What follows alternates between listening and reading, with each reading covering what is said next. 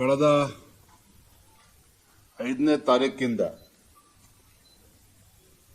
ಬೆಂಗಳೂರಿನಲ್ಲಿ ನಮ್ಮೆಲ್ಲ ವಿವಿಧ ಜಿಲ್ಲೆಗಳ ಸಭೆಗಳನ್ನು ನಾವು ಮಾಡ್ತಾ ಇದ್ದೇವೆ. ರಾಜ್ಯದಲ್ಲಿರುವಂತಹ 39 ಸಂಘಟನಾತ್ಮಕ ಜಿಲ್ಲೆಗಳ ಒಂದು ಸರಣಿ ಸಭೆಯನ್ನ ದಿನಾಂಕ 5ರಿಂದ ನಾವು ಪ್ರಾರಂಭ ಮಾಡಿ ಇವತ್ತಿಗೆ ಬಹುತೇಕ 35 ಜಿಲ್ಲೆಗಳ ಸಭೆ ಪೂರ್ಣ ಆಗ್ತಾ ಇದೆ. ಈ ಸಂಘಟನಾತ್ಮಕ ಸಭೆಯಲ್ಲಿ ಆ ಜಿಲ್ಲೆಗಳ ರಾಜಕೀಯ ಸ್ಥಿತಿಗತಿಗಳು, ನಮ್ಮ ಸಂಘಟನೆಯ ಪರಿಸ್ಥಿತಿ ಏನಿದೆ, ಮತ್ತೆ ಮುಂದೆ ಬರುವಂತಹ ಜಿಲ್ಲಾ ಪಂಚಾಯಿತಿ ಮತ್ತು ತಾಲೂಕ್ ಪಂಚಾಯಿತಿ ಚುನಾವಣೆ ಹಿನ್ನೆಲೆಯಲ್ಲಿ ಯಾವ ರೀತಿ ಪಕ್ಷವನ್ನ ಸದೃಢವಾಗಿ ಮುಂದೆ ತೆಗೆದುಕೊಂಡು ಹೋಗಬೇಕು, ಮತ್ತು ವಿಶೇಷವಾಗಿ 2 ವಿಚಾರಗಳಿಗೆ ಹೆಚ್ಚು ಒತ್ತನ್ನು ನಾವು ನೀಡುತ್ತಾ ಇದ್ದೇವೆ. ಒಂದು, SIR ಸ್ಪೆಷಲ್ ಇಂಟೆನ್ಸಿವ್ ರಿವಿಷನ್, ಮತದಾರರ ಪಟ್ಟಿಯ ಪರಿಷ್ಕರಣೆ. ಕೇಂದ್ರ ಚುನಾವಣಾ ಆಯೋಗ ತೆಗೆದುಕೊಂಡಿರ್ತಕ್ಕಂಥ ಈ ನಿರ್ಣಯ ಯಾವ ರೀತಿ ಬಿಹಾರ ರಾಜ್ಯದ ಚುನಾವಣೆಯ ಫಲಿತಾಂಶದ ಮೇಲೆ ಒಂದು ಪರಿಣಾಮ ಬೀರಿದೆ, ಯಾವ ರೀತಿ 65 ಲಕ್ಷಕ್ಕೂ ಹೆಚ್ಚು ಮತದಾರರು, ಬೋಗಸ್ ಮತದಾರರು ಪಟ್ಟಿಯಲ್ಲಿ ಸೇರ್ಕೊಂಡಿತ್ತು, ಅದನ್ನ ಕೈಬಿಡುವಂತ ಕೆಲಸ ಯಾವ ರೀತಿ ಅಲ್ಲಿ ಚುನಾವಣಾ ಆಯೋಗ ಮಾಡಿದೆ. ಮತ್ತು ಉತ್ತರ ಪ್ರದೇಶದಲ್ಲೂ ಕೂಡ ನಾವು ಪತ್ರಿಕೆಗಳನ್ನು ನಾವು ನೋಡ್ತಾ ಇದ್ವಿ. ಸುಮಾರು 2.5 ಕೋಟಿಗೂ ಹೆಚ್ಚು ಬೋಗಸ್ ಮತದಾರರು ಆ ಪಟ್ಟಿಯಿಂದ ಬಿಡುವಂತ ಕೆಲಸ ಆಗಿರುವಂತದ್ದನ್ನು ಕೂಡ ಉಲ್ಲೇಖ ಮಾಡಿ, ಮುಂದೆ ಫೆಬ್ರವರಿ ನಂತರದಲ್ಲಿ, ಅಂದ್ರೆ ರಾಜ್ಯದಲ್ಲಿ ಯಾವಾಗ ಚುನಾವಣಾ ಆಯೋಗ ನಿರ್ಣಯ ತೆಗೆದುಕೊಂಡು ಮುಂದೆ ಹೋಗ್ತದೆ, ಆ ಸಂದರ್ಭದಲ್ಲಿ ನಮ್ಮ ವಿಧಾನಸಭಾ ಕ್ಷೇತ್ರಗಳಲ್ಲಿ ಇದನ್ನು ಸರಿಯಾದ ರೀತಿ ನಾವು ತೆಗೆದುಕೊಳ್ಬೇಕು ಅನ್ನೋದನ್ನು ಕೂಡ ಹೇಳುವಂತ ಕೆಲಸ ನಾವು ಮಾಡಿದ್ದೇವೆ. ಎರಡನೇದಾಗಿ ವಿಕಸಿತ್ ಭಾರತ್ ಜಿ ರಾಮ್ಜಿ, ಸಾಕಷ್ಟು ಬಾರಿ ಚರ್ಚೆಗಳಾಗಿದ್ದಾವೆ. ನಾವು ಕೂಡ ಇಲ್ಲಿ ಪತ್ರಿಕಾಗೋಷ್ಠಿಯನ್ನು ಮಾಡಿದ್ದೇವೆ. ಮೊನ್ನೆ ಬಿಜೆಪಿ ಹಾಗೂ ನಮ್ಮ ಮಿತ್ರ ಪಕ್ಷವಾಗಿರುವಂತಹ JDS ಜಂಟಿ ಪತ್ರಿಕಾಗೋಷ್ಠಿಯನ್ನು ಕೂಡ ನಡೆಸಿರುವಂತದ್ದು ನಿಮಗೆ ತಿಳಿದಿದೆ. VBG ರಾಮ್ಜಿನ ತೆಗೆದುಕೊಂಡು ಇವತ್ತು ಕಾಂಗ್ರೆಸ್ ಅವರು, ವಿಶೇಷವಾಗಿ ನಮ್ಮ ರಾಜ್ಯದ ಇವತ್ತು ಕಾಂಗ್ರೆಸ್ ಸರ್ಕಾರ ಇವತ್ತು ಹತಾಶರಾಗಿದ್ದಾರೆ. ಏನು ತಮ್ಮ ಗ್ಯಾರಂಟಿಗಳ ಭ್ರಮೆನಲ್ಲಿತ್ತು ರಾಜ್ಯ ಸರ್ಕಾರ, ಸತ್ಯದ ಅರಿವು ಇತ್ತೀಚಿನ ದಿನಗಳಲ್ಲಿ ಅವ್ರಿಗೆ ಆಗ್ತಾ ಇದೆ. ರಾಜ್ಯದಲ್ಲಿ ಇವತ್ತು ವಾತಾವರಣ ಯಾವ ರೀತಿ ದಿನೇ ದಿನೇ ಈ ಸರ್ಕಾರದ ವಿರುದ್ಧ, ರಾಜ್ಯ ಸರ್ಕಾರದ ವಿರುದ್ಧ ಆಗ್ತಾ ಇದೆ. ಜನರು ಯಾವ ರೀತಿ ಕಾಂಗ್ರೆಸ್ ಸರ್ಕಾರದ ಬಗ್ಗೆ ವಿಶ್ವಾಸನ ಕಳೆದುಕೊಳ್ತಾ ಇದ್ದಾರೆ. ಇದರ ಅರಿವು ಆದ್ಮೇಲೆನೆ ಕಾಂಗ್ರೆಸ್ ಪಕ್ಷ ಜಿಲ್ಲಾ ಪಂಚಾಯತಿ, ತಾಲೂಕ್ ಪಂಚಾಯತಿಯನ್ನು ಕೂಡ ಮುಂದೂಡಿಕೊಂಡು ಇವತ್ತು ಮನ್ರೇಗಾ ಗಾಂಧೀಜಿಯವರನ್ನ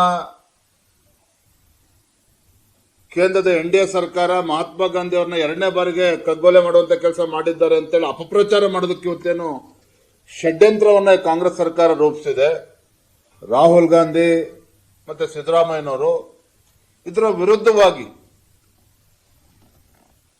ನಿಮಗೆಲ್ಲ ತಿಳಿಸಿದ ಹಾಗೆ ಜಿಲ್ಲಾ ಕೇಂದ್ರಗಳಲ್ಲಿ ಮತ್ತು ಗ್ರಾಮೀಣ ಮಟ್ಟದಲ್ಲೂ ಕೂಡ ಒಂದು ಜಾಗೃತಿ ಮೂಡಿಸುವಂತ ಕೆಲಸವನ್ನು ಕೂಡ ಯಶಸ್ವಿಯಾಗಿ ಮಾಡಬೇಕು ಅನ್ನುವುದನ್ನು ಕೂಡ ಈ ಜಿಲ್ಲಾ ಸಭೆಗಳಲ್ಲಿ ನಾವು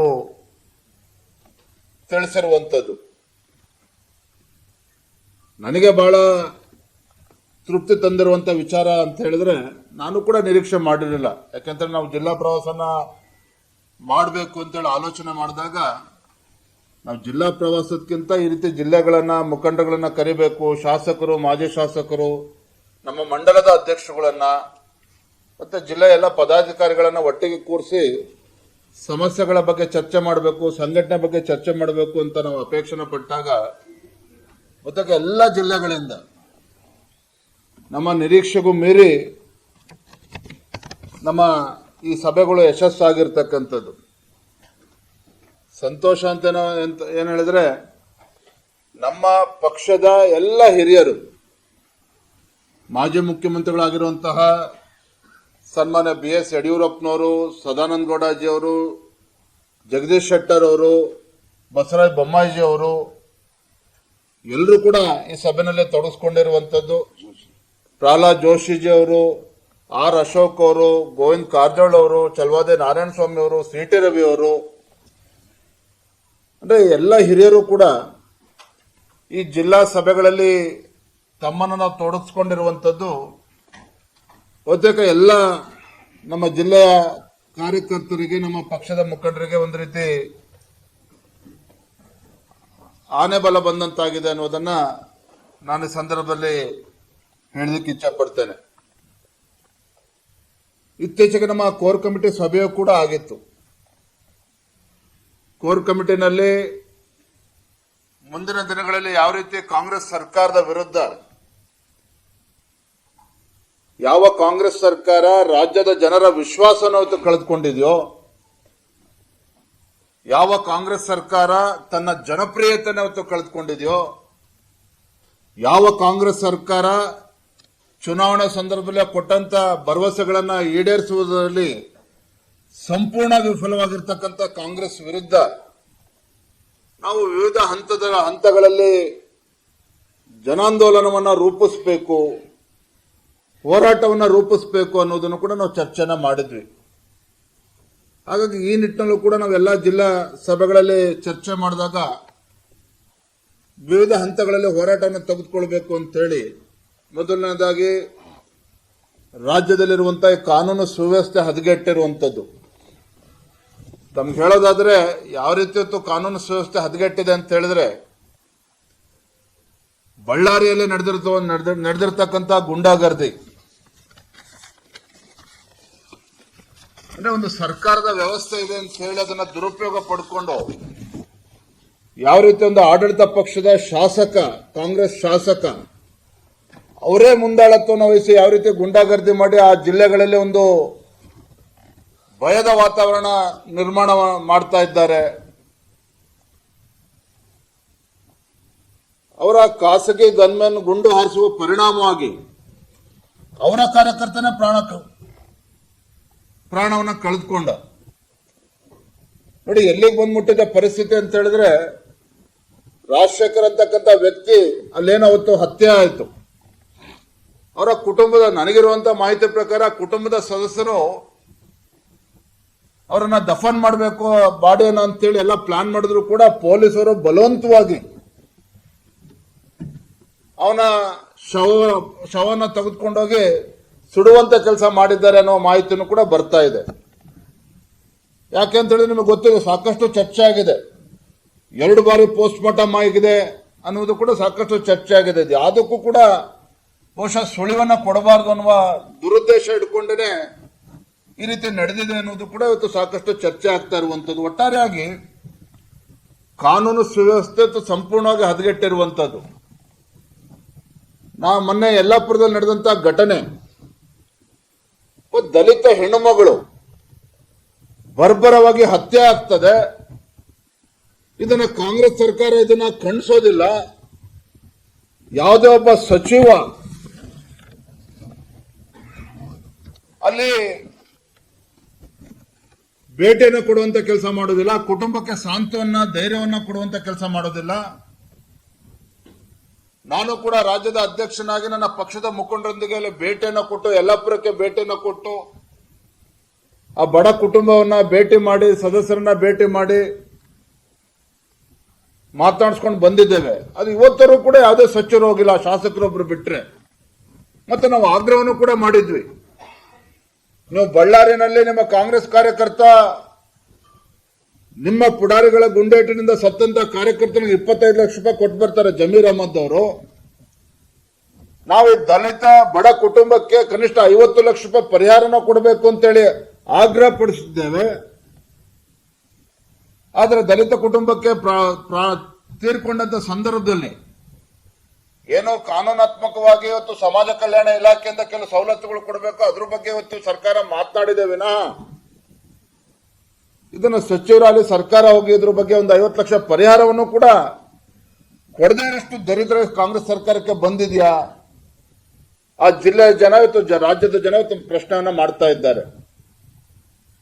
ಆ ದಲಿತ ಕುಟುಂಬಕ್ಕೆ ಒಂದು ಸಾಂತ್ವನ ಕೂಡ ಹೇಳಲಿಲ್ಲ, ಪರಿಹಾರನೂ ಕೊಡಲಿಲ್ಲ ಅಂತ ಹೇಳಿದ್ರೆ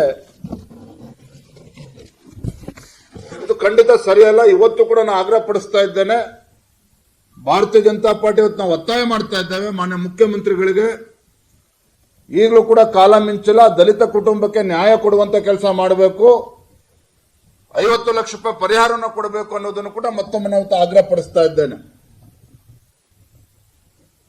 ಮತ್ತೊಂದು ಕಡೆ ನಮ್ಮ ಸುಳ್ಯ ಕ್ಷೇತ್ರದ ಶಾಸಕಿ ಭಾಗೀರಥಿ ಮರಳಯ್ಯ ಒಬ್ಬ ದಲಿತ ಹೆಣ್ಮಗಳು, ದಲಿತ ಶಾಸಕಿ. ಮೊನ್ನೆ ದಿನ ಪಕ್ಕದ ವಿಧಾನಸಭಾ ಕ್ಷೇತ್ರ ಬಂಟ್ವಾಳ ಸಂದೇಶ್ ಒಬ್ಬ ಕಾಂಗ್ರೆಸ್ ಕಾರ್ಯಕರ್ತ ಶ್ರದ್ಧಾಂಜಲಿಯ ಟ್ವೀಟ್ ಅನ್ನ ಮಾಡ್ತಾನೆ ಶಾಸಕಿಯ ವಿರುದ್ಧ. ಬಿಜೆಪಿಯ ಒಬ್ಬ ದಲಿತ ಶಾಸಕಿ ಭಾಗೀರಥಿ ಮರಳಯ್ಯರ ವಿರುದ್ಧ ಶ್ರದ್ಧಾಂಜಲಿಗೆ ಒಂದು ಟ್ವೀಟ್ ಅನ್ನ ಮಾಡ್ತಾರೆ. ನಮ್ಮ ಕಾರ್ಯಕರ್ತರು ಹೋಗಿ ಕಂಪ್ಲೇಂಟ್ ಅನ್ನು ಕೂಡ ನೀಡಿದ್ದಾರೆ. ಯಾವುದೊಂದು ಟೆಕ್ನಿಕಲ್ ಕಾರಣವನ್ನ ಇಟ್ಕೊಂಡು ಇವತ್ತು ಅಲ್ಲಿರ್ತಕ್ಕಂಥ ಪೊಲೀಸ್ ವರಿಷ್ಠಾಧಿಕಾರಿಗಳು ಯಾವುದೇ ಒಂದು ಕಾನೂನಾತ್ಮಕವಾಗಿರ್ತಕ್ಕಂಥ ಕ್ರಮನ ಕೈಗೊಳ್ತಾ ಇಲ್ಲ. ಆ ಶಾಸಕಿಗೆ, ದಲಿತ ಶಾಸಕಿಗೆ ಅಪಮಾನ ಆದರೂ ಸಹ ಆ ಕಾರ್ಯಕರ್ತನ ಹಿಡಿದು ಒಳಗಾಕುವಂತ ಕೆಲಸ ಇವತ್ತಿಗೂ ಕೂಡ ಆಗಿಲ್ಲ. ನಾನು ರಾಜ್ಯದ ಮುಖ್ಯಮಂತ್ರಿ ಕೇಳೋದಕ್ಕೆ ಇಚ್ಛೆ ಪಡ್ತೇನೆ, ಅಹಿಂದ ಸಮುದಾಯವನ್ನ ಹೆಸರು ಹೇಳಿಕೊಂಡು ಇವತ್ತು ಅಧಿಕಾರದ ಚುಕ್ಕಾಣಿ ಹಿಡಿದಿರ್ತಕ್ಕಂಥ ಮಾನ್ಯ ಸಿದ್ದರಾಮಯ್ಯನವರೇ, ಇವತ್ತು ಕರ್ನಾಟಕ ರಾಜ್ಯದಲ್ಲಿ ಈ ರೀತಿ ದಲಿತರಿಗೆ ಅಪಮಾನ ಆಗ್ತಾ ಇರ್ತಕ್ಕಂಥದ್ದನ್ನ ಸಹಿಸಿಕೊಂಡು ಸುಮ್ಮನೆ ಕೂತಿದ್ದಾರಲ್ಲ, ಇದು ಸರಿನಾ? ಇದು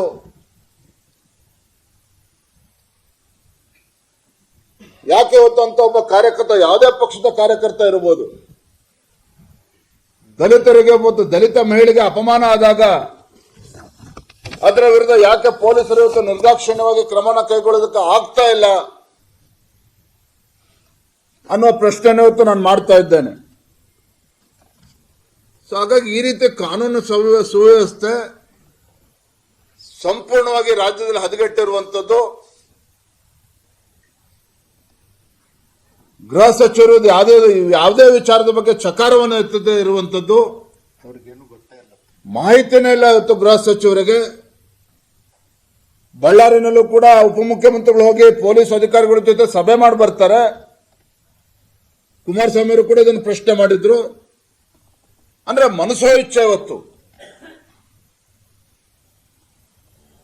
ಒಟ್ಟಾರೆಯಾಗಿ ಇವತ್ತು ರಾಜ್ಯದಲ್ಲಿ ಕಾನೂನು ಸುವ್ಯವಸ್ಥೆ ಸಂಪೂರ್ಣವಾಗಿ ಹದಗೆಟ್ಟಿರುವಂತದ್ದು. ಎಲ್ಲ ವಿಚಾರವನ್ನು ತೆಗೆದುಕೊಂಡು ಜನವರಿ 17ನೇ ತಾರೀಕು ಬಳ್ಳಾರಿನಲ್ಲಿ ಒಂದು ಬೃಹತ್ ಹೋರಾಟವನ್ನ, ಪ್ರತಿಭಟನೆಯನ್ನ ನಾವು ಕರೆಯನ್ನ ನೀಡ್ತಾ ಇದ್ದೇವೆ. ರಾಜ್ಯದ ಸಂಪೂರ್ಣ ಕಾನೂನು ಸುವ್ಯವಸ್ಥೆ ಕುಸಿದಿರುವಂತಹ ಎಲ್ಲ ವಿಚಾರಗಳನ್ನು ತೆಗೆದುಕೊಂಡು ಆ ಹೋರಾಟವನ್ನು ನಾವು ಆಯೋಜನೆ ಮಾಡಿದ್ದೇವೆ. ಆ ಹೋರಾಟದಲ್ಲಿ ನಮ್ಮ ರಾಜ್ಯದ ಎಲ್ಲ ಹಿರಿಯರು, ಮಾಜಿ ಮುಖ್ಯಮಂತ್ರಿಗಳು, ನಮ್ಮೆಲ್ಲ ಪಕ್ಷದ ಎಲ್ಲ ಹಿರಿಯ ಮುಖಂಡರು ಕೂಡ ಆ ಪ್ರತಿಭಟನಾ ಸಭೆಯಲ್ಲಿ ಇವತ್ತು ಭಾಗವಹಿಸ್ತಾ ಇದ್ದಾರೆ. ಜನವರಿ 17ರಂದು ಸಾವಿರಾರು ಸಂಖ್ಯೆಯಲ್ಲಿ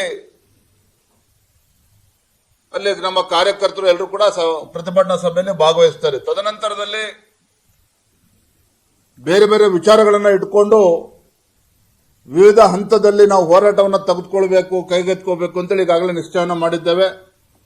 ಆ ನಿಟ್ಟಿನಲ್ಲಿ ರೈತರಿಗೆ ಯಾವ ರೀತಿ ರಾಜ್ಯ ಸರ್ಕಾರ, ಕಾಂಗ್ರೆಸ್ ಸರ್ಕಾರ ಇವತ್ತು ಅನ್ಯಾಯ ಮಾಡ್ತಾ ಇದೆ, ದೋಖಾ ಮಾಡ್ತಾ ಇದೆ, ಇದನ್ನ ತೆಗೆದುಕೊಂಡು ಬಾಗಲಕೋಟೆನಲ್ಲಿ ಒಂದು ಬೃಹತ್ ಹೋರಾಟವನ್ನು ಮುಂದಿನ ದಿನಗಳಲ್ಲಿ ದಿನಾಂಕವನ್ನು ಕೂಡ ನಾವು ನಿಗದಿ ಮಾಡ್ತೇವೆ. ಗೃಹಲಕ್ಷ್ಮಿ ಇವತ್ತಿಗೂ ಸಹ ಬೆಳಗಾವಿಯ ಚಳಿಗಾಲದ ಅಧಿವೇಶನದಲ್ಲಿ ಸಚಿವರು ಏನು ಸದನಕ್ಕೆ ತಪ್ಪು ಮಾಹಿತಿಯನ್ನು ಕೊಟ್ಟರು. ಇವತ್ತಿಗೂ ಕೂಡ ಮಾನ್ಯ ಮುಖ್ಯಮಂತ್ರಿಗಳಾಗಲಿ ಸಚಿವರಾಗಲಿ 5,000 ಕೋಟಿ ಕಳೆದ ಜನವರಿ ಮತ್ತು ಫೆಬ್ರವರಿ ಅಥವಾ ಫೆಬ್ರವರಿ ಮಾರ್ಚ್ ಅಲ್ಲಿ ಕೊಡಬೇಕಾಗಿರ್ತಕ್ಕಂಥ ಗೃಹಲಕ್ಷ್ಮಿ 2,000 ರೂಪಾಯಿ 2 ತಿಂಗಳಲ್ಲಿ ಸುಮಾರು 5,000 ಕೋಟಿ ರೂಪಾಯಿಗಳಿಗಾಗ್ತದೆ. ಇವತ್ತಿಗೂ ಕೂಡ ಸಮರ್ಪಕವಾಗಿ ರಾಜ್ಯ ಸರ್ಕಾರದ ಕಡೆಯಿಂದ ಉತ್ತರ ಬಂದಿಲ್ಲ. ಹಣ ಎಲ್ಲೋಯ್ತು ಅಂತೇಳಿ ಇವತ್ತು ಕೂಡ ಉತ್ತರ ಕೊಡೋದಕ್ಕೆ ಸಾಧ್ಯ ಆಗಿಲ್ಲ. ಎಲ್ಲಿ ಹಣ ದುರ್ಬಳಕೆ ಆಗಿದೆ, ಎಲ್ಲೋಗಿದೆ ಅನ್ನೋದನ್ನ ಇವತ್ತು ಕೂಡ ಉತ್ತರ ಕೊಟ್ಟಿಲ್ಲ. ಗೃಹಲಕ್ಷ್ಮಿ ಮತ್ತು ಸರ್ಕಾರದ ವೈಫಲ್ಯಗಳನ್ನು ತೆಗೆದುಕೊಂಡು ಹುಬ್ಬಳ್ಳಿನಲ್ಲಿ ಒಂದು ಬೃಹತ್ ಹೋರಾಟವನ್ನು ಮುಂದಿನ ದಿನಗಳಲ್ಲಿ ನಾವು ಆಯೋಜನೆ ಮಾಡೋರಿದ್ದೇವೆ. ಡ್ರಗ್ಸ್ ಹಾವಳಿ ಬಹುಶಃ ದೇಶದಲ್ಲಿ ಎಲ್ಲೂ ಕೂಡ ನಿಮಗೆ ಈ ರೀತಿ ಪ್ರಕರಣಗಳು ಸಿಗ್ತಾ ಇಲ್ಲ. ಅದು ನಮ್ಮ ರಾಜ್ಯದಲ್ಲಿ ಕಳೆದ 2.5 ವರ್ಷದಲ್ಲಿ ಕಾಂಗ್ರೆಸ್ ಸರ್ಕಾರ ಅಧಿಕಾರಕ್ಕೆ ಬಂದಾಗಿನಿಂದ ವಿಪರೀತವಾಗಿ ಇವತ್ತು ಡ್ರಗ್ಸ್ ಸೀಸ್ ಆಗ್ತಾ ಇರ್ತಕ್ಕಂಥದ್ದು ಬಹಳ ಕಳವಳಕಾರಿ ಬೆಳವಣಿಗೆ. ಇದು ಒಂದ್ ಕಡೆ ಡ್ರಗ್ಸ್ ಸೀಸ್ ಆಗ್ತಾ ಇದೆ, ಇಷ್ಟು ದೊಡ್ಡ ಪ್ರಮಾಣದಲ್ಲಿ ಡ್ರಗ್ಸ್ ಸೀಸ್ ಆಗ್ತಾ ಇದೆ ಅಂತ ಹೇಳಿದ್ರೆ ನಮ್ಮ ರಾಜ್ಯದಲ್ಲಿ ಯಾಕೆಷ್ಟು ಡ್ರಗ್ಸ್ಗಳು ಇವತ್ತು ಸೀಸ್ ಆಗ್ತಾ ಇದೆ? ಸೀಸ್ ಆಗಿರ್ತಕ್ಕಂಥದ್ದು ಎಷ್ಟು ದೊಡ್ಡ ಪ್ರಮಾಣದಲ್ಲಿ ಇದ್ದಾಗ ಆ ಡ್ರಗ್ಸ್ಗಳು ಸೀಸ್ ಆಗದೆ ಯಾವ ಪ್ರಮಾಣದಲ್ಲಿ ಇವತ್ತು ನಮ್ಮ ಯುವ ಜನತನ ಹಾಳು ಮಾಡ್ತಾ ಇದೆ, ಅವರು ತಲುಪ್ತಿದೆ ಅಂತಕ್ಕಂಥದ್ದು ಬಹಳ ಗಂಭೀರವಾಗಿರತಕ್ಕಂಥ ವಿಚಾರ. ಮತ್ತೊಂದು ಕಡೆ ಕಾಂಗ್ರೆಸ್ ಸರ್ಕಾರ ಈ ರಾಜ್ಯವನ್ನ ಕುಡುಕರ ರಾಜ್ಯವನ್ನಾಗಿ ಮಾಡೋದಕ್ಕೆ ಹೊರಟಿದ್ದಾರೆ. ಒಂದು ಕಡೆ ಗೃಹಲಕ್ಷ್ಮಿ 2,000 ರೂಪಾಯಿ ಕೊಡ್ತೇವೆ ಅಂತ ಹೇಳ್ತಾರೆ, ಆದ್ರೆ ಬಡವರ ಮನೆಯನ್ನ ಹಾಳು ಮಾಡುವಂತ ಕೆಲಸ ಕಾಂಗ್ರೆಸ್ ಸರ್ಕಾರದ ಕುಮ್ಮಕ್ಕಿನಿಂದ ಇವತ್ತು ಆಗ್ತಾ ಇದೆ. ಎಕ್ಸೈಸ್ ಟಾರ್ಗೆಟ್ ಅನ್ನು ಇವತ್ತು ಜಾಸ್ತಿ ಮಾಡಿರುವಂತದ್ದು 35% ಕಳೆದ 2.5 ವರ್ಷದಲ್ಲಿ. ನೋಡಿ ಎಂತ ನಾಲಾಯಕ್ ಕಾಂಗ್ರೆಸ್ ಸರ್ಕಾರ ಅಂತ ಹೇಳಿದ್ರೆ, ನಾಲಾಯಕ್ ಕಾಂಗ್ರೆಸ್ ಸರ್ಕಾರ ಅಂತ ಹೇಳಿದ್ರೆ ತನ್ನ ಗ್ಯಾರಂಟಿಗಳಿಗೆ ಹಣವನ್ನ ಕ್ರೋಢೀಕರಿಸೋದಕ್ಕೆ ಸಾಧ್ಯ ಆಗದೇನೆ, ರಾಜ್ಯದ ಬೊಕ್ಕಸಕ್ಕೆ ಇವತ್ತು ಹಣವನ್ನ ಸಂಗ್ರಹಣ ಮಾಡೋದಕ್ಕೆ ಸಾಧ್ಯ ಆಗದೇನೆ, ಟಾರ್ಗೆಟ್ ಅಚೀವ್ ಮಾಡೋದಕ್ಕೆ ಆಗದೇನೆ ಜನರಿಗೆ ಇವತ್ತು ಹೆಂಡವನ್ನ ಕೊಡಿಸೋದ್ರ ಮುಖೇನ ಅವರು ಎಕ್ಸೈಸ್ ಟಾರ್ಗೆಟ್ ಅನ್ನ ಜಾಸ್ತಿ ಮಾಡಿಕೊಂಡು ಸರ್ಕಾರದ ಬೊಕ್ಕಸಕ್ಕೆ ಆದಾಯವನ್ನು ಹೆಚ್ಚಿಸುವಂತ ದುಸ್ಸಾಹಸಕ್ಕೆ ಕಾಂಗ್ರೆಸ್ ಸರ್ಕಾರ ಕೈ ಹಾಕಿರುವಂತದ್ದು. ಇದ್ರ ಪರಿಣಾಮ ಏನು ಅಂತ ಹೇಳಿದ್ರೆ ಇಡೀ ರಾಜ್ಯದಲ್ಲಿ ನೀವು ಯಾವುದೇ ಜಿಲ್ಲೆಗೆ ಗ್ರಾಮೀಣ ಭಾಗಕ್ಕೆ ಹೋದ್ರೂ ಸಹ ದಿನಸಿ ಅಂಗಡಿನಲ್ಲೂ ಕೂಡ ಇವತ್ತು ಹೆಂಡವನ್ನ ಮಾರ್ತಾ ಇರ್ತಕ್ಕಂಥದ್ದು, ಬಾಟ್ಲನ್ನ ಮಾರ್ತಾ ಇರುವಂತದ್ದು ಕೂಡ ನಾವು ನೋಡ್ತಾ ಇದ್ದೇವೆ. ಮತ್ತೆ ಯಥೇಚ್ಛವಾಗಿ ಇವತ್ತು ಇಸ್ಪೀಟು ಮಟ್ಕಾ ದಂಧೆ ಎಲ್ಲಾ ಜಿಲ್ಲೆಗಳಲ್ಲೂ ನಡೀತಾ ಇರುವಂತದ್ದು. ಇದಕ್ಕೆ ಯಾವುದೇ ರೀತಿ ಕಡಿವಾಣಗಳಿಲ್ಲ, ಯಾವುದೇ ರೀತಿ ಕಡಿವಾಣ ಇಲ್ಲ. ಕಾರಣ ಏನು ಅಂತ ಹೇಳಿದ್ರೆ ಭ್ರಷ್ಟಾಚಾರ, ಲಂಚಾವತಾರ ಸರ್ಕಾರದಲ್ಲಿ, ಕಾಂಗ್ರೆಸ್ ಸರ್ಕಾರದಲ್ಲಿ ಎಷ್ಟರ ಮಟ್ಟಿಗೆ ಹೋಗಿದೆ ಅಂತ ಹೇಳಿದ್ರೆ ಒಬ್ಬ ಪೊಲೀಸ್ ಅಧಿಕಾರಿ ಆ ಸ್ಥಾನಕ್ಕೆ ಬರಬೇಕು, ಆ ಪೊಸಿಷನ್ ತೆಗೆದುಕೊಳ್ಬೇಕು, ಟ್ರಾನ್ಸ್ಫರ್ ಆಗಬೇಕು ಅಂತ ಹೇಳಿದ್ರೆ ಕೋಟ್ಯಾಂತರ ರೂಪಾಯಿ ಲಂಚ ಕೊಟ್ಟು ಬರಬೇಕಾದಂತ ಪರಿಸ್ಥಿತಿ ನಿರ್ಮಾಣ ಆಗಿದೆ. ಇದ್ರ ಪರಿಣಾಮನೇ ಇವತ್ತು ಇಸ್ಪೀಟು ಮಟ್ಕಾದಂದ್ರೆ ಇಡೀ ರಾಜ್ಯದಲ್ಲಿ ಇವತ್ತು ಯಥೇಚ್ಛವಾಗಿ ನಡೀತಾ ಇರುವಂತದ್ದು. ಇದಕ್ಕೆ ಏನೂ ಲಂಗು ಲಗಾಮು ಇಲ್ಲ ಇವತ್ತು ರಾಜ್ಯದಲ್ಲಿ. ಇಷ್ಟಾದ್ರೂ ಸಹ ನುಡಿದಂತೆ ನಡೆದ ಸರ್ಕಾರ ಅಂತೇಳಿ ಇವತ್ತು ಕಾಂಗ್ರೆಸ್ ಇವತ್ತು ಬೀಗ್ತಾ ಇದ್ದಾರೆ. ಒಟ್ಟಾರೆಯಾಗಿ ಈ ಸರ್ಕಾರದ ಆಡಳಿತ ವೈಖರಿ ಯಾವುದೇ ಒಂದು ಜನಪರ ಯೋಜನೆಯನ್ನ ಕೊಡದೇ ಇರುವಂತದ್ದು, ಅಭಿವೃದ್ಧಿ ಕೆಲಸ ಆಗದೇ ಇರುವಂತದ್ದು, ಭ್ರಷ್ಟಾಚಾರ ಮಿತಿಮೀರಿ ಹೋಗಿರುವಂತದ್ದು, ಕಾನೂನು ಸುವ್ಯವಸ್ಥೆ ಹದಗೆಟ್ಟೆ ಹೋಗಿದೆ ಇವತ್ತು. ಇವೆಲ್ಲ ವಿಚಾರಗಳನ್ನ ತೆಗೆದುಕೊಂಡು ಹಂತ ಹಂತವಾಗಿ ಇವತ್ತು ವಿವಿಧ ಹಂತಗಳಲ್ಲಿ ನಾವು ಹೋರಾಟಗಳನ್ನ ಮಾಡಬೇಕು ಅಂತೇಳಿ ಎಲ್ಲ ಪಕ್ಷದ ಹಿರಿಯರ ನೇತೃತ್ವದಲ್ಲಿ ಇವತ್ತು ತೀರ್ಮಾನ ಆಗಿದೆ. ಆ ನಿಟ್ಟಿನಲ್ಲಿ ಬರುವಂತ ದಿನಗಳಲ್ಲಿ ನಾವು ಅನೇಕ ಹೋರಾಟಗಳನ್ನು ಕೂಡ ನಾವು ಆಯೋಜನೆ ಮಾಡೋರಿದ್ದೇವೆ.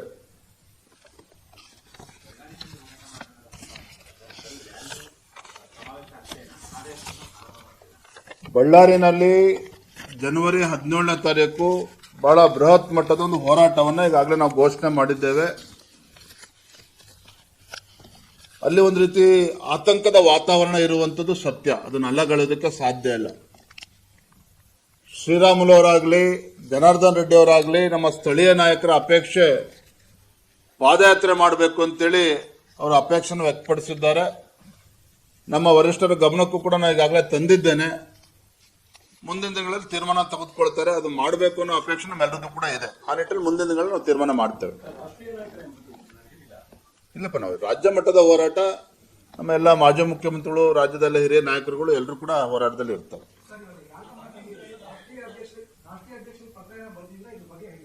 ಏನಪ್ಪ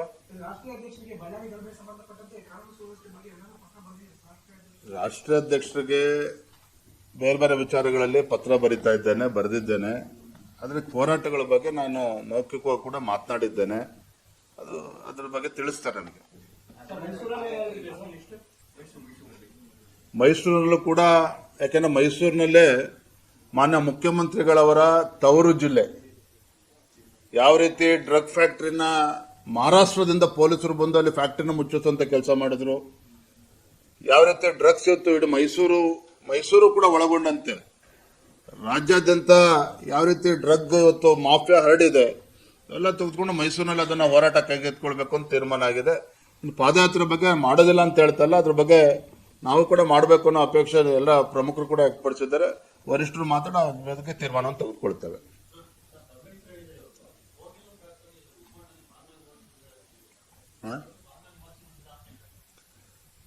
ನಿನ್ನೆ ದಿನ ನಮ್ಮ ಹಿರಿಯ ಶಾಸಕರು ಮಾನ್ಯ ವಿಶ್ವನಾಥ್ ಅವರ ನೇತೃತ್ವದ ತಂಡ, ಸತ್ಯ ಸಂಶೋಧನಾ ತಂಡ ಪತ್ರಿಕಾಗೋಷ್ಠಿಯನ್ನು ಕೂಡ ಮಾಡಿದ್ದಾರೆ. ನಾನು ಕೋಗಿಲು ಪ್ರಕರಣ ಬರೋಕೆ ಮುಂಚೆ 2 ವಿಚಾರ ಮತ್ತೊಮ್ಮೆ ಉಲ್ಲೇಖ ಮಾಡ್ತೇನೆ. ಹಳೆ ವಿಚಾರ ಆದರೂ ಕೂಡ ಧರ್ಮಸ್ಥಳದ ವಿಚಾರದಲ್ಲಿ ಯಾವ ರೀತಿ ಮುಖ್ಯಮಂತ್ರಿಗಳೇ ಮುತುವರ್ಜಿ ವಹಿಸಿ ಕೆಲವು ಅರ್ಬನ್ ನಕ್ಸಲರ ಮಾತು ಕಟ್ಕೊಂಡು SIT ರಚನೆ ಮಾಡಿ ಧರ್ಮಸ್ಥಳದ ಶ್ರೀ ಕ್ಷೇತ್ರಕ್ಕೆ ಅಪಚಾರ ಎಸಗುವಂತ ಕೆಲಸ ಯಾವ ರೀತಿ ಆಯ್ತು ತಾವು ನೋಡಿದಿರಿ. ಭಾರತೀಯ ಜನತಾ ಪಾರ್ಟಿನ ಹೋರಾಟವನ್ನ ಕೈಗೆತ್ಕೊಂಡ ಮೇಲೆ ಗುಂಡಿ ಆಗದಷ್ಟು ಕೂಡ ಅವ್ರಿಗೇನು ಸಿಗದೇ ಇದ್ದಂತ ಸಂದರ್ಭದಲ್ಲಿ ಆ ಬುರುಡೆ ಗ್ಯಾಂಗ್ ಮೇಲೆ ಆರೋಪವನ್ನ ಮಾಡಿ ಹಿಂದೆ ಸರಿಯುವಂತ ಕೆಲಸ ಸಿದ್ದರಾಮಯ್ಯನವರು ಸುತ್ತಮುತ್ತ ಇರ್ತಕ್ಕಂಥವ್ರು ಮಾಡಿರುವಂತದ್ದು. ನಾವು ಅದನ್ನ ಗಟ್ಟಿಯಾಗಿ ತೆಗೆದುಕೊಳ್ಳದೆ ಹೋಗಿದ್ದಿದ್ರೆ ಆ ಶ್ರೀ ಕ್ಷೇತ್ರಕ್ಕೂ ಕೂಡ, ಧರ್ಮಸ್ಥಳ ಶ್ರೀ ಕ್ಷೇತ್ರಕ್ಕೂ ಕೂಡ ಅಪಚಾರ ಮಾಡುವಂತ ಕೆಲಸ ಅವರು ಮಾಡ್ತಾ ಇದ್ರು. ಕೋಗಿಲು ವಿಚಾರದಲ್ಲಿ ಹೇಳೋದಾದ್ರೆ ನಮ್ಮ ಸ್ಥಳೀಯ ನಾಯಕರುಗಳು ಮತ್ತು ಭಾರತೀಯ ಜನತಾ ಪಾರ್ಟಿ ಇದನ್ನ ಗಟ್ಟಿಯಾಗಿ ತೆಗೆದುಕೊಂಡ್ಮೇಲೆ ಅಕ್ರಮ ವಲಸಿಗರಿಗೆ ನಾವು ಅವಕಾಶನ ಕೊಡೋದಿಲ್ಲ, ನೀವೇ ಸರ್ಕಾರದವರೇ ಅಕ್ರಮ ವಲಸಿಗರು ಅಂತೇಳಿ ಕಾನೂನು ಬಾಹಿರವಾಗಿ ಮನೆ ಕಟ್ಕೊಂಡಿದ್ದಾರೆ ಅಂತೇಳಿ ಮನೆಯನ್ನ ಕೆಡೋದ ಮೇಲೆ ಸರ್ಕಾರ KC ವೇಣುಗೋಪಾಲ್ ಹೇಳಿದ್ರು, ಬೆದರಿಕೆ ಹಾಕಿದ್ರು ಅನ್ನೋ ಕಾರಣವನ್ನ ಮುಂದಿಟ್ಕೊಂಡು ಕೇರಳ ವಿಧಾನಸಭಾ ಚುನಾವಣೆ ಬರುತ್ತೆ ಅನ್ನುವ ನೆಪವನ್ನ ಮಾಡಿಕೊಂಡು ತೇಪೆ ಹಚ್ಚುವ ಕೆಲಸ ಮಾಡೋದಕ್ಕೆ ಸಿದ್ದರಾಮಯ್ಯ ಸರ್ಕಾರ ಹೊರಟಿತ್ತು. ಆದ್ರೆ ಯಾವಾಗ ನಾವು ಅದನ್ನ ಬಿಗಿಯಾಗಿ ತೆಗೆದುಕೊಂಡು ಯಾವುದೇ ಕಾರಣಕ್ಕೂ ಕೂಡ ಈ ರೀತಿ ಅಕ್ರಮ ವಲಸಿಗರಿಗೆ ನಾವು ಅವಕಾಶವನ್ನ ಕೊಡೋದಿಲ್ಲ, ರಾಜ್ಯದ ತೆರಿಗೆದಾರರ ಹಣವನ್ನ ಪೋಲ್ ಮಾಡೋದಕ್ಕೆ ನಾವು ಬಿಡೋದಿಲ್ಲ, ಲಕ್ಷಾಂತರ ಬಡವರು ಇವತ್ತು ಅರ್ಜಿಗಳನ್ನು ಹಾಕಿ ಕೂತಿದ್ದಾರೆ, ಅವರಿಗೆ ಮನೆಯನ್ನ ಕೊಡೋದಕ್ಕೆ ಕಾಂಗ್ರೆಸ್ ಸರ್ಕಾರಕ್ಕೆ ಸಾಧ್ಯ ಆಗಿಲ್ಲ ಅಂತ ಹೇಳಿದ ಮೇಲೆ ಯಾರ್ಯಾರಲ್ಲಿ ಅಕ್ರಮ ವಲಸಿಗರಿದ್ರು ರಾತ್ರೋರಾತ್ರಿ ಅವ್ರನ್ನ ಎತ್ತಂಗಡಿ ಮಾಡುವಂತ ಕೆಲಸ ಕೆಲವರು ಕಾಂಗ್ರೆಸ್ ಮುಖಂಡರ ನೇತೃತ್ವದಲ್ಲಿ ಆಗಿದೆ ಅನ್ನೋ ಮಾಹಿತಿನೂ ಕೂಡ ಬರ್ತಾ ಇದೆ. ಹಾಗಾಗಿ ನಮ್ಮ ಮುಖಂಡರು ಹೋದಂತ ಸಂದರ್ಭದಲ್ಲೂ ಕೂಡ ಬೇರೆ ಕ್ಷೇತ್ರದಿಂದ ಕೆಲವರನ್ನ ತೆಗೆದು ವ್ಯಕ್ತಿಗಳನ್ನ, ಬಾಡಿಗೆ ವ್ಯಕ್ತಿಗಳನ್ನ ಕರ್ಕೊಂಡ್ಬಂದಲ್ಲಿ ಬಿಟ್ಟಿರುವಂತದ್ದು ಕೂಡ ಮಾಹಿತಿ ಬರ್ತಾ ಇದೆ. ಹಾಗಾಗಿ ಸರ್ಕಾರವು ಕೂಡ ಹಿಂದೇಟ್ ಹಾಕಿರುವಂತದ್ದು. ಹಾಗಾಗಿ ಸುಮ್ಮನೆ ನಾಮಕಾವಸ್ಥೆ ಆದ ಒಂದು 25 ಹೆಸರು ತೆಗೆದುಕೊಂಡು ಇವತ್ತು ಮುಂದೆ ಬಂದಿರುವಂತದ್ದು. ಹಾಗಾಗಿ ಈ ರೀತಿ ಡ್ರಾಮಾಬಾಜಿ ಹೊತ್ತೇನು ಕಾಂಗ್ರೆಸ್ ಸರ್ಕಾರ ಮಾಡ್ತಾ ಇದೆ, ಇದು ಖಂಡಿತ ನಾವು ಒಪ್ಕೊಳ್ಳೋದಕ್ಕೆ ಸಾಧ್ಯ ಇಲ್ಲ.